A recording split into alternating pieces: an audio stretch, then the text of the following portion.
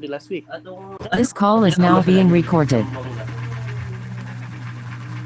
All right. So again, good evening, everyone, and welcome back to Agricola Review Center. So we are now going to discuss about the theory of production. So this will be part of this is a part of microeconomics that we're going to discuss, and there's a lot of theories that we're going to discuss too in the future. So as you can see, puro tayo theory kasi naman ang economics are more on theory. Okay? So even theory yan, so marami din tayong kailangan pag-aralan. Okay? Alright, so without much further ado, let me go ahead and discuss to you the first topic that we're going to discuss. Sinabit ko na lang, ini-insert ko ng itong microeconomics. Okay? So, microeconomics is the study of how households and firms make decisions and how they interact in markets. So, when you talk about household and firms, this is more on individual. Okay? Bawat isa specific. Kumbaga sa census, ini-interview mo bawat isang tao. Right? Because you are getting the data. Okay? Because you are getting the raw data coming from the end consumer or coming from the household. Yun. And always remember that itong topic kasi na to, na ito kasi tungkol sa theory of production o microeconomics, no? Part dito yung theory of production. Theory of production is a process of transforming both fixed and variable inputs into finished goods and services. So, pag sinabing theory of production, ito yung kung paano ginagamit ng mga producer. Sino ang mga producer? So, we have the farmers and also the firms, right? So, at sila yung mga producer. So, kung paano nila ginagamit ang iba't ibang resources upang makagawa sila ng products at services. 'Di ba? So, they are transforming those fixed and variable inputs into finished goods. So, pag sinabi natin fixed inputs, ibig sabihin hindi na siya nagbabago, yun na yon. Pag sinabing variable inputs, ibig sabihin nagbabago siya na materials or nagbabago siya ng material or raw materials. Ganon. Okay? So it depends on how they produce a products or services using the inputs. Okay? Next. Example, let's say, ang magsasaka, let's say, ang farmer ay gumagamit ng land or lupa, gumagamit din siya ng seeds or binhi, gumagamit din siya ng pataba, no? Gumagamit din siya ng pataba at gumagamit din siya ng labor. Yon. So, para makagawa siya ng palay. So, ibig sabihin, para makagawa ka ng output, you need to have these inputs. Okay? I give you an example, no? Paano ka makagawa ng isang bread? Of course, you will be needing a flour, 'di ba? Example, 'yun, those are major ingredients. So, other than that, hindi ko na alam anong mga ingredients na hindi man ako mahilig magluto. 'Yun. Okay, now, the production function, always remember ha that microeconomics ay pag-aaral kung paano nagdedesisyon ang household at firms tungkol sa paggamit ng resources. Pag sinabi namang theory of production, ito yung proseso ng pag-convert ng inputs tungo sa outputs. No, ibig sabihin, starting doon sa input papunta sa production, that is theory of production. Okay? Pag sinabi naman production function, ito yung technical relationship between the quantity of inputs used to produce a good and the quantity of output of that good.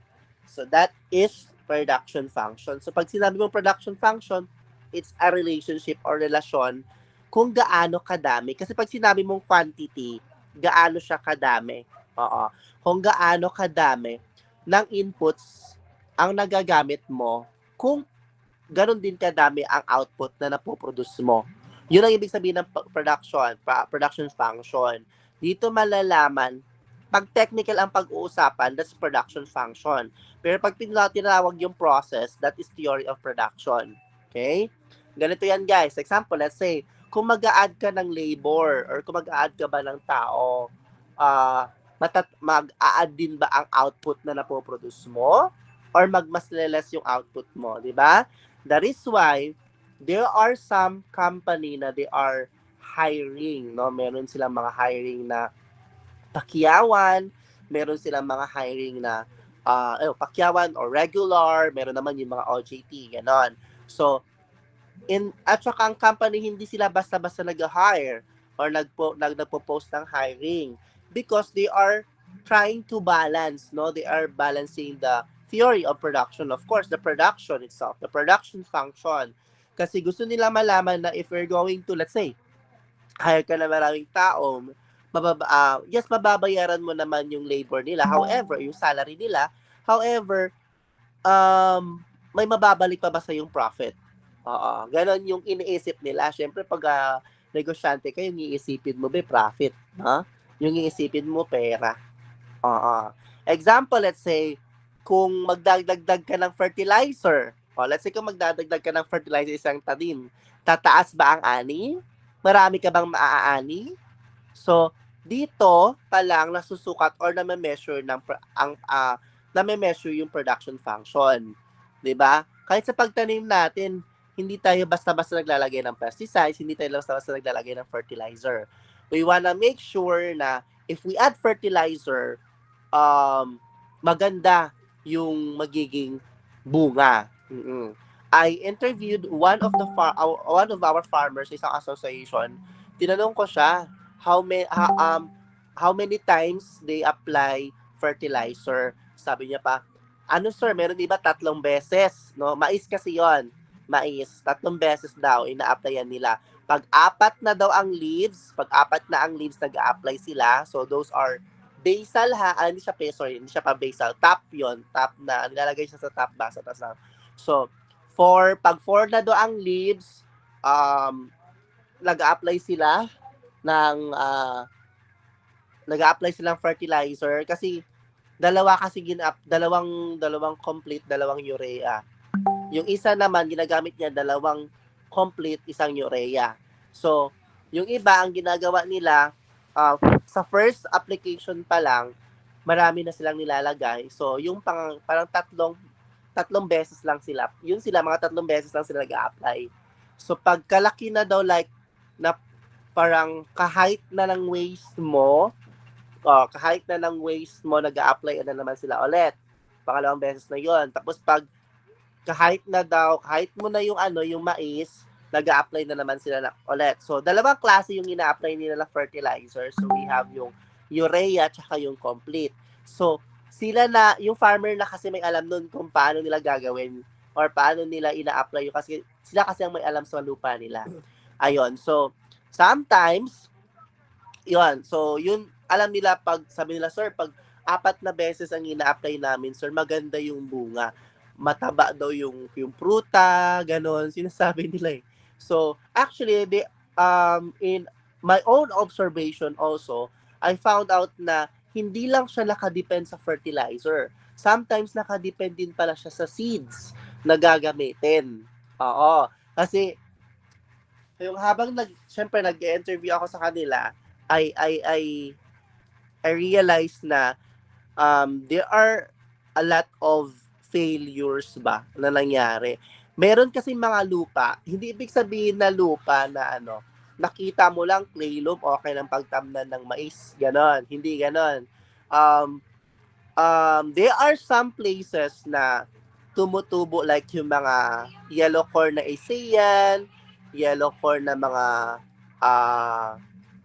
ano tawag doon? Kalimutan ko na yung term. Sa dulo ng dila ko, dextra. Hindi. Decalv. Ganon. Decalv. Meron naman ASEAN. Meron naman yung old na variety na. Yung sabi nilang lalaki, babae, yung mais. Ganon. Merong ganon ginagamit. So, sa ngayon, modern, ngayon sa sa panahon natin ngayon, hindi na siya yung ASEAN na variety, yung ASEAN na brand is hindi siya applicable sa mga lupa natin ngayon. Like, ang pinakamagandang brand talaga na gagamitin is Decalv. Oo. Decal. It's yellow corn, but it's decal na gagamitin. Kasi maraming maraming binibenta ng mga different types or different variety ng yellow corn. Meron din ibang brand. So nakadepende siya sa brand, nakaiba din sa variety, ganon. Karamihan sa mga farmers, they want sweet corn. Kasi daw ang sweet corn is madali lang siya mabenta sa market. Yun ang sabi nila. Madali siya mabenta sa market. However, ang sweet corn, grabe yung maintenance. Oo, yung labor.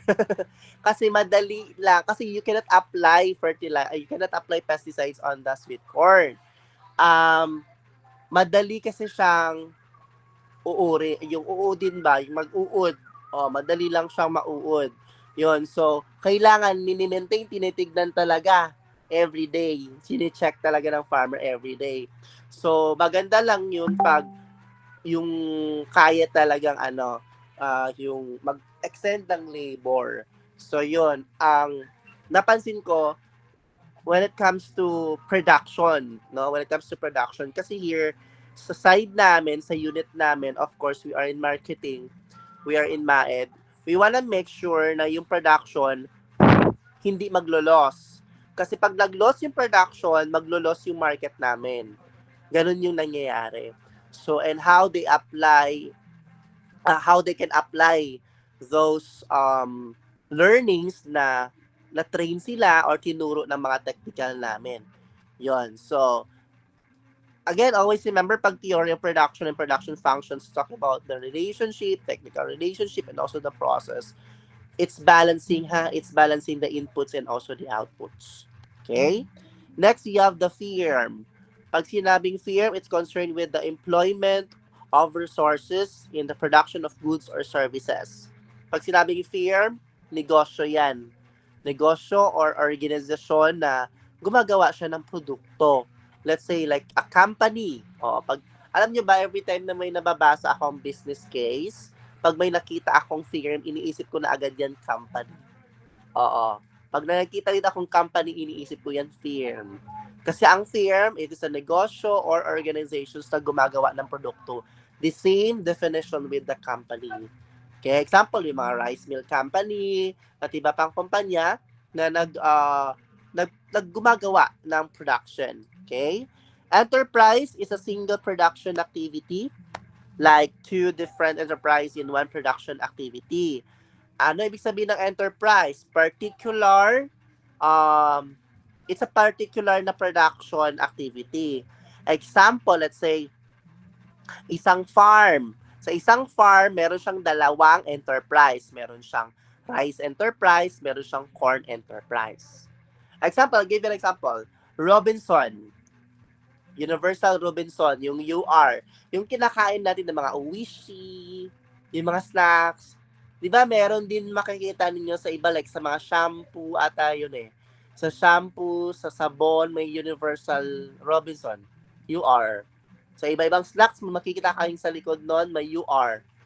Universal Robinson. So is that's an example of enterprise. Ibig sabihin sa isang kumpanya, meron siyang at least dalawa, pinaka-minimum dalawa, kasi dalawa eh. That's mean enterprise. Meron siyang dalawa na pinoprocess or pinoproduce na output. Okay? Rice enterprise or corn enterprise. Okay? Next, you have inputs. Inputs is the factors of production such as land, labor, capital, and entrepreneurship. We discussed this already before, di ba? Yung land, labor. So those are inputs of production.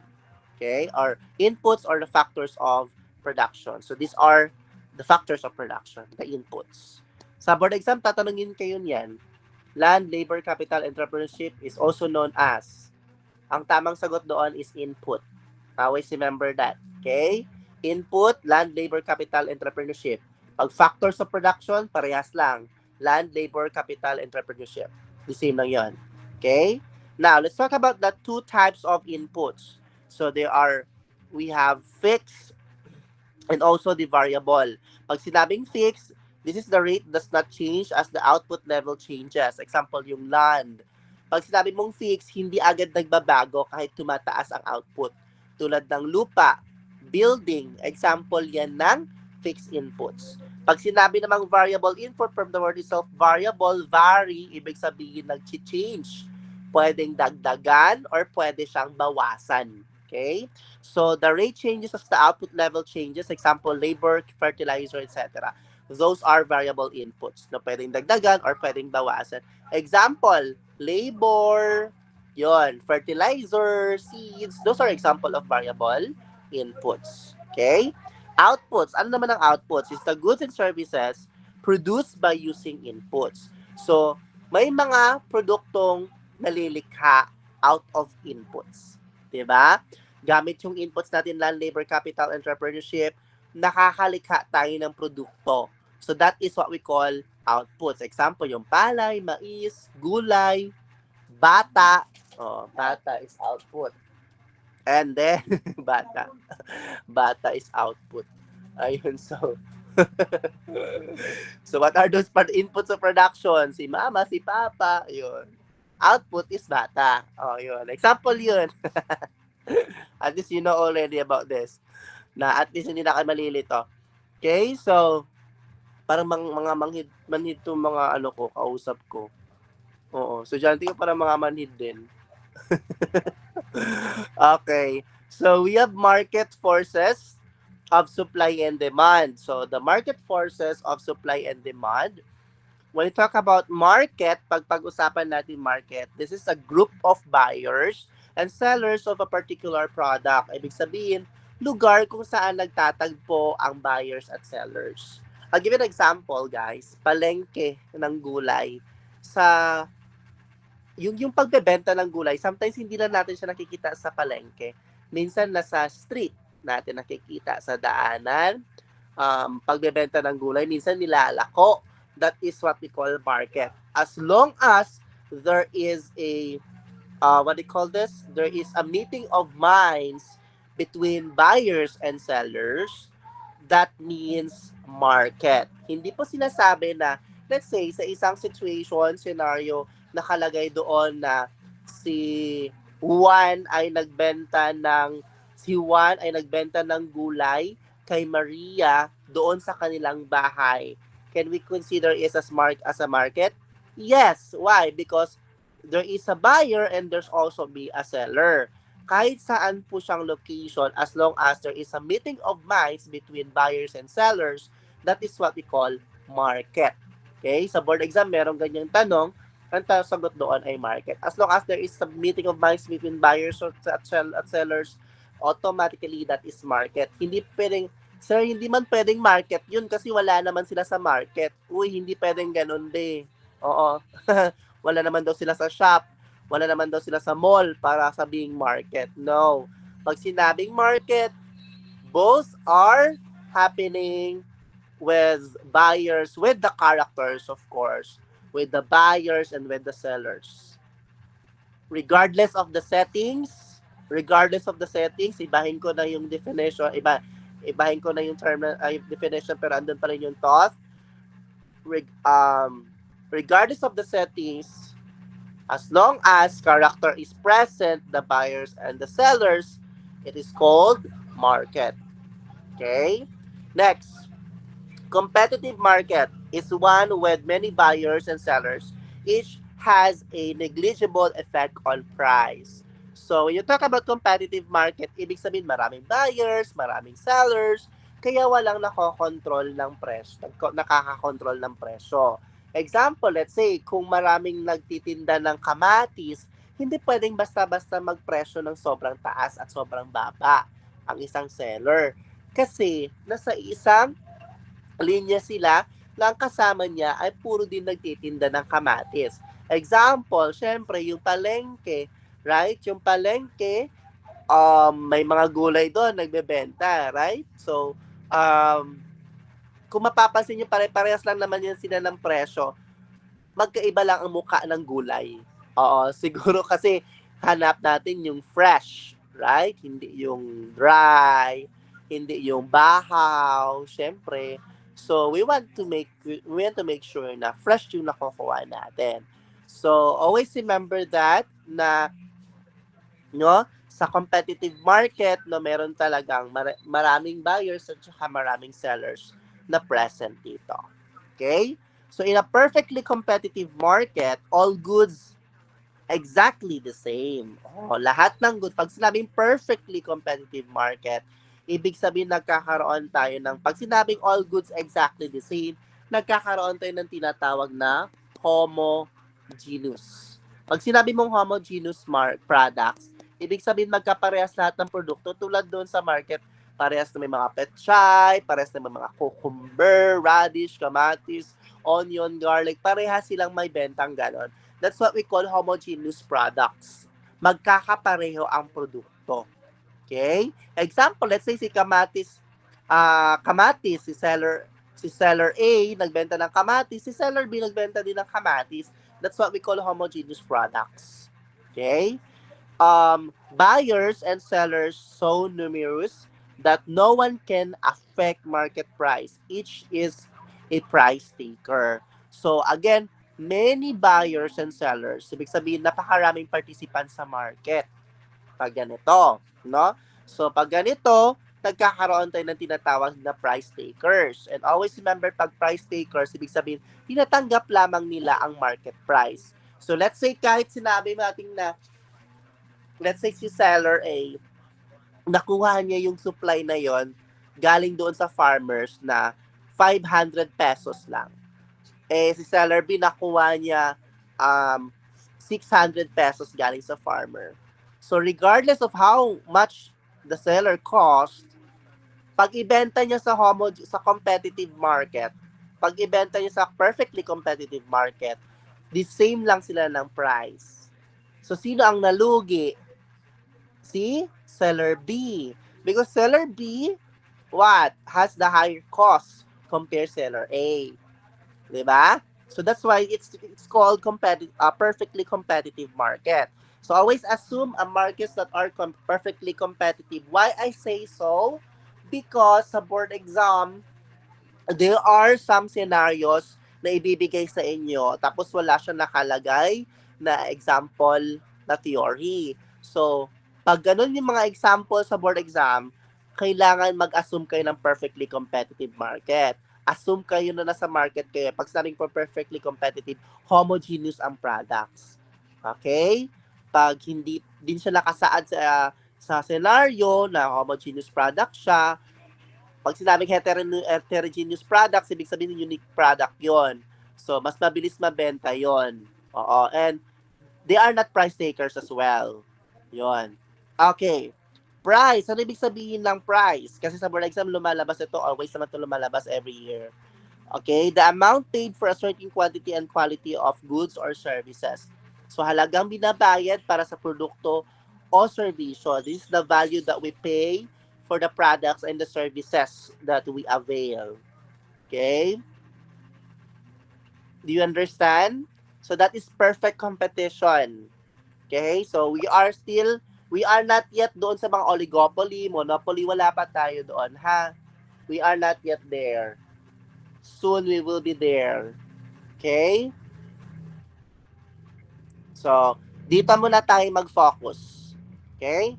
Since we don't have quizzes tonight, hold on. Supposed to be dapat may quiz tayo eh. Ito na lang gawin ni sir. Kasi kailangan, this is still microeconomics pa rin po yung kanina. So, i-ano ko lang. Stop ko lang yung sharing, tapos change ko lang yung slide. Ano ba yan? And then, wait, jump ko siya ng, okay, jump ko siya ng theory of production. Okay, let's continue.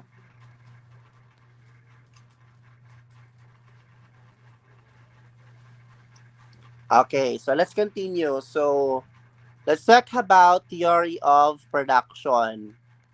Okay, hindi ko lang alam kung maintindihan niyo ako. Pero if hindi niyo ako maintindihan, pwede niyo naman itong panoorin ulit. Kaya that's why nga sinabi ko, dapat napanood niyo muna yung law of demand and supply bago kayo pumunta dito.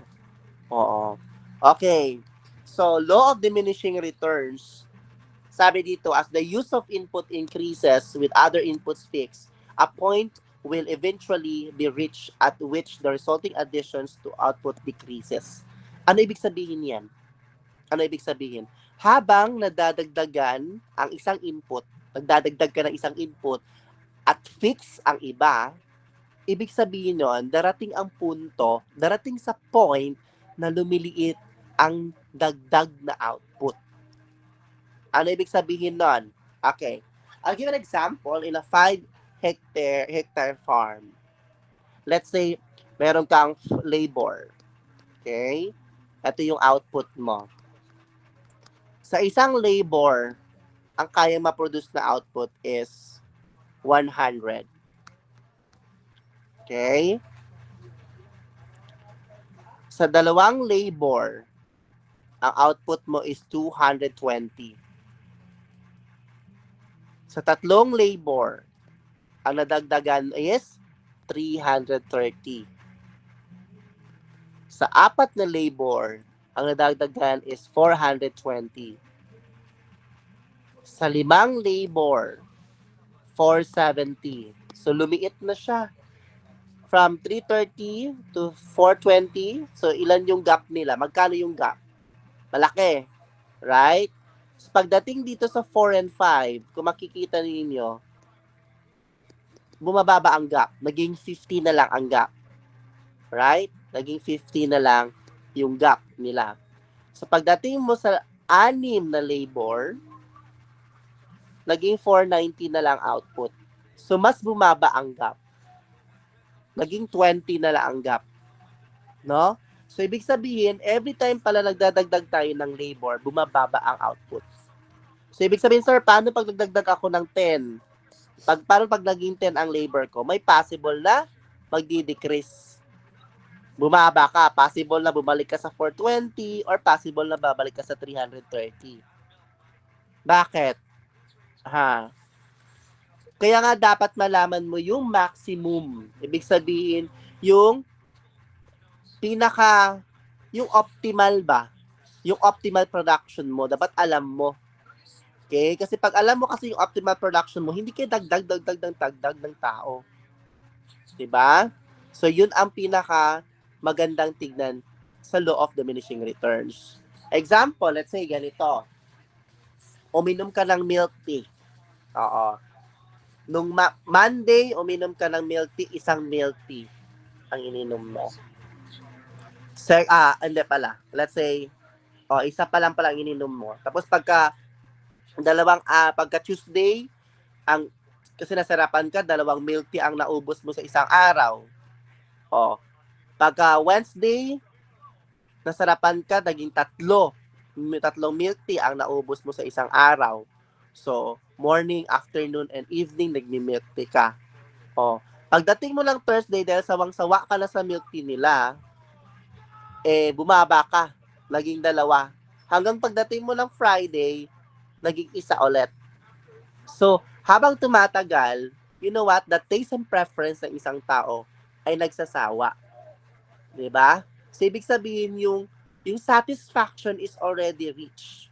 Oo. Pag ang satisfaction ay na-reach, pag yung satisfaction ng consumer or ng customer ay na-reach, possible yun na magkakaroon ng decrease output. Okay? Possible yun na hindi na siya bibili ng the same amount of that products. Parang love lang po yan. Sa simula, nag-invest ka ng bongga. Invest ka ng ano. Hanggang tumatagal na feel mo that there is a coldness already. Why? Because sometimes nagsasawa. Kasi halos everyday kayo magkita. Di ba kayo nagsasawa sa mga pagmumukha ninyo? Pag nagkikita kayo mo, Joan. Ganon. Let's say nagkita na kayo. Oo, let's say nagkita kayo and then lagi kayo nagkikita sa isang tumatagal yung relationship pag nagko-call. Ibig sabihin may iba na? May iba nang nagpapasaya. Ganon yung law of diminishing returns. Yung abang tumatagal. Kasi pag sinabi mong diminishing, na unti-unting nawawala. Ganon. Unti-unti ba siyang nawawala? Unti-unting nawawala yung attention niya sa'yo. Oo. Sino ba naka-feel ng ganyan? Yung akala mo, ikaw pa, pero maiba na palang nagpapasaya. Yun, mahirap yun. Okay? So that is law of diminishing returns. Always remember that ha. Pag sinabing diminishing, unti-unting nawawala. Every time nag-a-add ka, nagdi-decrease. Sabi dito, pag nag-a-add, nagdi-decrease. Okay? As input increases, output also decreases. That is diminishing. Okay. Now, let's talk about average product. This is the total output per unit of input use. Expresses the productivity of an input. APL is equals to QL. This is a quantity. Okay. And then we have the divided by L. So, okay, let's discuss this. Pag sinabing AP, guys, ako lagi kong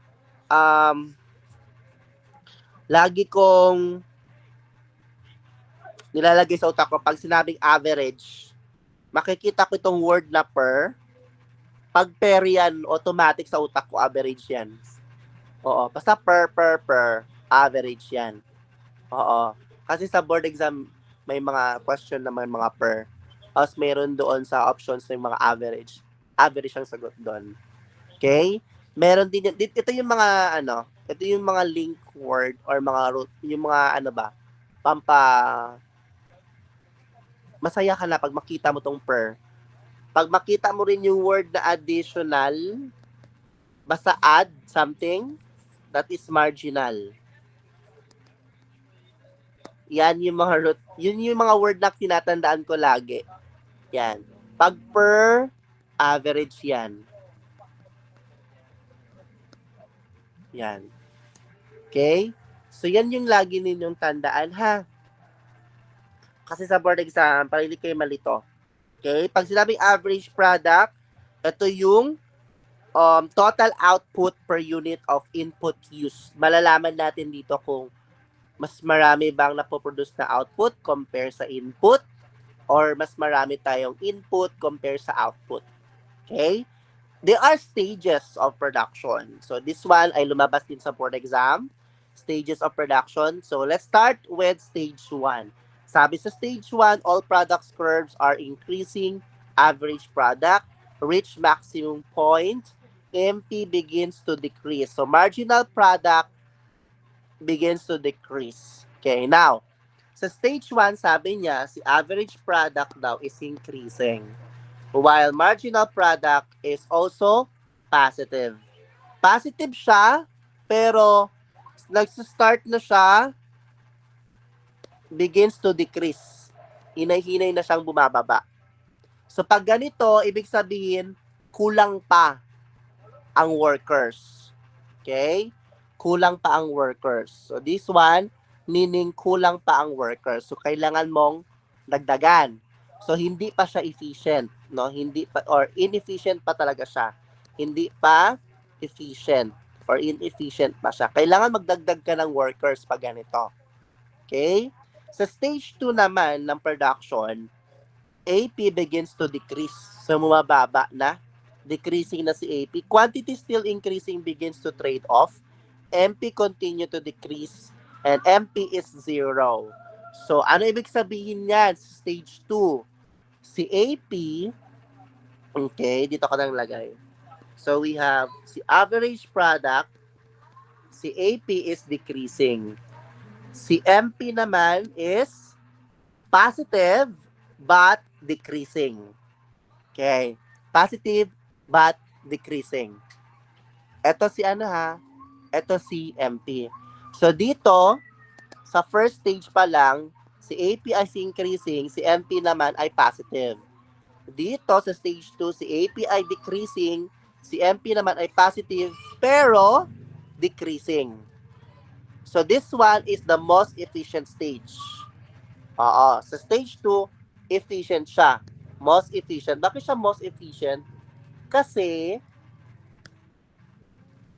most efficient siya Kasi tama ang bilang ng workers.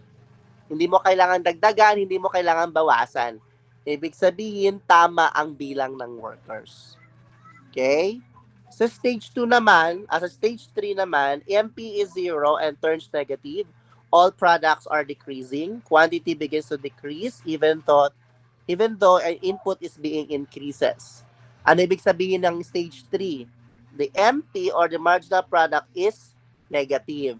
So pag negative, ibig sabihin sobrang daming workers.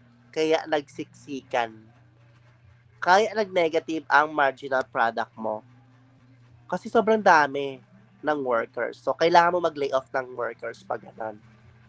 Naintindihan? Naintindihan? So, sa stage 3, kailangan mo mag-lay off. So, ganun ang stage 1, stage 2, and stage 3.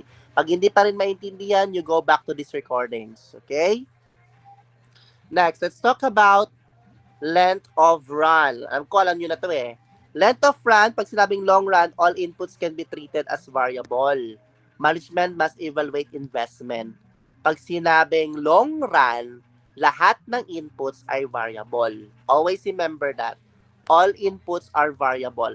Ibig sabihin sa mahabang panahon, lahat ng mga inputs ay nagbabago, especially yung price. Siyempre matagal ang panahon. Example, kung merong gawing like bridge, 'di ba? Matagal na panahon na project 'yun. So in the long run, 'di ba? Example, makakabili ka na ng bagong lupa or tractor, 'di ba? Magagamit mo siya in the long run. Okay? Kasi yung nagba-variable 'yon, ang input na 'yon. Short run naman, yung lupa naman is hindi naman siya variable in the long run. It's a short run. Okay? It's a short run because fixed siya, okay? Fixed siya. And there are some variable that are inputs. Fixed ang lupa, but the rent is variable. Okay? Fixed ang lupa, kaya nga sinabi ko siyang short run because fixed, kasi nga, pag sinabing short run, one is fixed and the other inputs are variable. So, ang lupa ay isang fixed and the other is variable. So, yung rent ay nagbabago. Okay? So, fixed yung lupa, pero yung rent ay nagbabago. That is short run. Okay? Pag very short run, none of the inputs are variable. Pag sinabing none of the inputs are variable, walang mababagong input. Okay? Example, let's say gumawa ka ng munchkin and within that day, natapos mo gawin yung munchkin kasi that day, hindi naman nagbago ang price ng mga ingredients. Okay? So, this is what we call length of run. Very short run, and long run. Okay? Alright, returns to scale. So, let's talk about returns to scale. Pag sinabing returns to scale, so there are actually a lot of scale. Merong constant, merong increasing, merong decreasing. Okay, let's talk about it. Kasi lumalabas din ito sa board exam. Returns to scale is a quantitative change in output resulting from a proportionate increase in all inputs.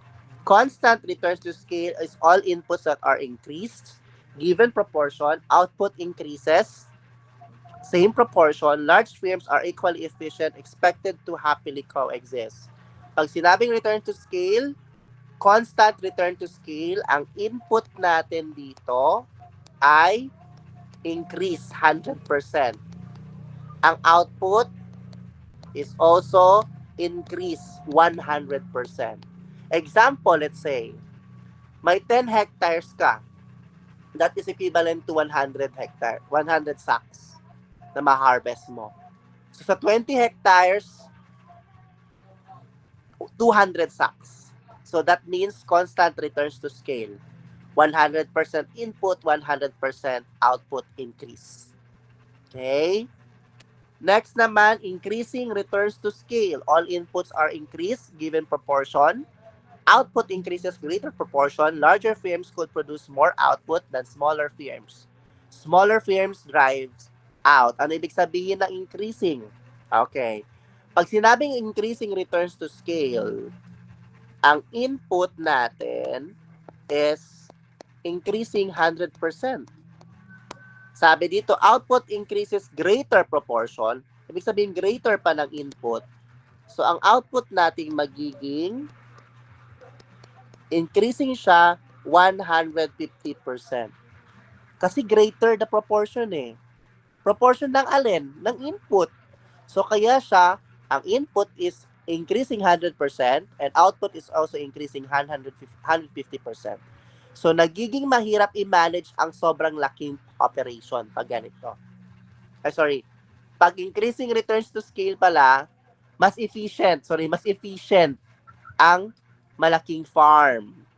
Okay, mas efficient ang malaking farm because they have 100% input, 150% output. Pag ganito.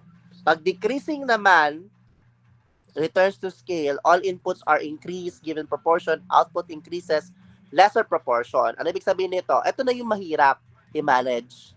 Oo. Kasi sobrang laki eh. So, you have the input, ang input natin is increased, but 100%. Ang output natin ay nagiging, kasi sabi dito, lesser proportion. Lesser sa input na to. So, increase pa rin siya, however, 70% na lang. Okay?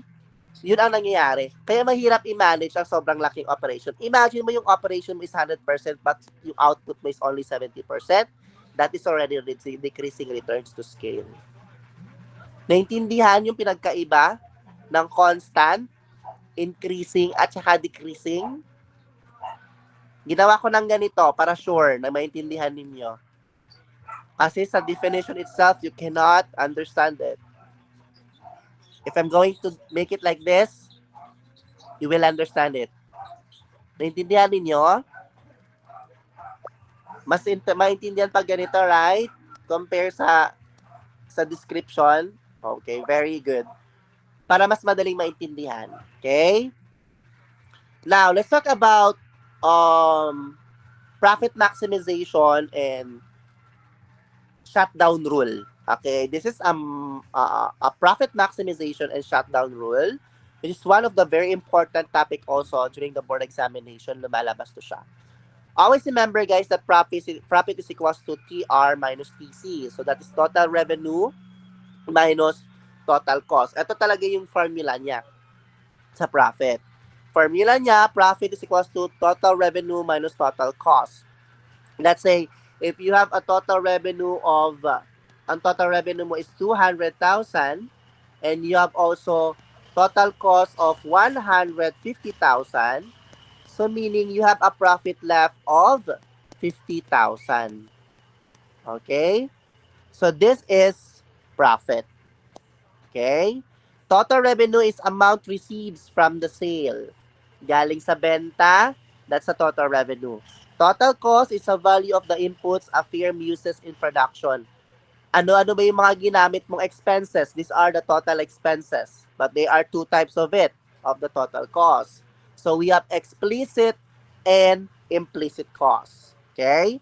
Explicit cost is required cash outlay. Pag sinabing cash outlay, pag sabing explicit cost, may cash outlay, nagpalabas ka ng pera. Oo. Nagpalabas ka tulad ng salary, fertilizer, fuel, those are explicit costs. Those are cash outlay. Pag sinabing implicit costs do not require cash outlay because owner's time, that's services. Ibig sabihin ng implicit cost, walang cash payment. Walang cash payment. Example, yung sariling oras mo, yung sariling lupa mo, yung services mo, that is implicit cost. Okay? Those are example of implicit cost. Walang cash payment. Ang explicit cost, it has cash outlay. It has a cash payment. Do you understand? Lumalabas din sa board exam. Okay? Magkaiba yon. Pag sinabing X, labas.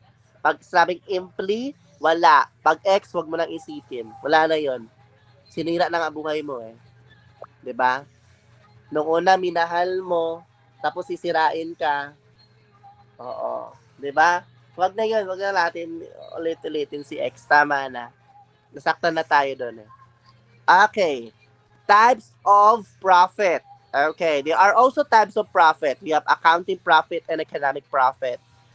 Pag sinabing accounting profit, TR minus TEC. So ano ang TEC? Total explicit cost. Okay? Accounting profit is equals to total revenue minus explicit cost. Ignores implicit cost higher than economic profit. Pag accounting profit, ang kinocompute lang natin ang total revenue minus explicit cost. Let's say, meron kang total revenue na 100,000 and then ma-minus natin ang explicit cost mo na 60,000. So magkano na lang ang accounting mo? Magkano ang accounting profit mo? 40,000 pesos. Okay, so this will be your for accounting profit. Now, economic profit. Let's talk about economic profit. So, again, it's basic also because economic profit is equals to total revenue minus total cost. Okay, so parang profit lang pa rin siya na formula. So, dito sa total cost, kasama na yung dalawa, explicit tsaka implicit. Example, let's say meron kang total revenue na 100,000 pesos. Pagkatapos, siyempre, kailangan mong i-minus. However, meron kang explicit and implicit cost. Yung explicit cost mo is 60,000. Ipa-plus muna natin yung implicit cost na 15,000 pesos. So, i-compute muna natin yung nasa loob. So, 100,000 minus ito, ipa-plus natin. So, magkano yan? 60, 70, 75. Okay? So, this is 75,000. So, this is the total cost, 75,000 pesos. So, yung magiging economic profit mo ngayon is 25,000 pesos. So, that's how you're going to compute for economic profit. So, lumalabas to sa board exam? Yes, lumalabas yan. Simple. Diba? Okay na? Do we understand? Naintindihan? Okay, very good. Now, yung factors of production, we already discussed about it. Right? Yung land, ang payment niya is rent. Yung labor, ang payment niya is physical or mental effort. Payment niya is wages. Ang capital naman is payment niya is interest. Ang entrepreneur or management, ang payment niya is profit. Di ba? Nag-discuss na tayo nito last time.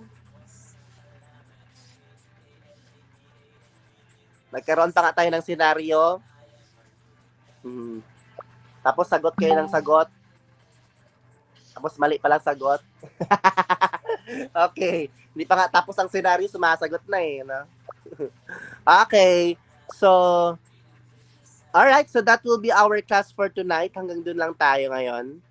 Okay. So, tomorrow we'll have the theory of cost. Please finish yung elasticity, yung law of demand and supply with market equilibrium because tomorrow we'll have a quiz. It's a 20-items quiz. Sa slide yon.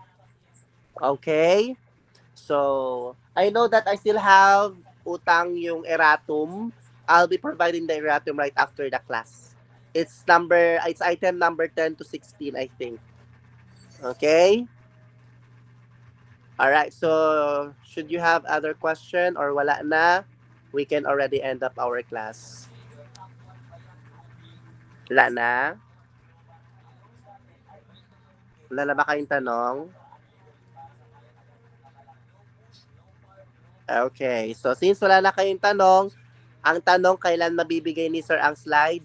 Tomorrow. Pagkatapos ng quiz natin. Okay? Alright, so thank you very much everyone. Kamsahamnida. You still have time to watch all the recordings tonight. And see you tomorrow evening. Bye-bye for now. The same link tayo for tomorrow. Bye-bye.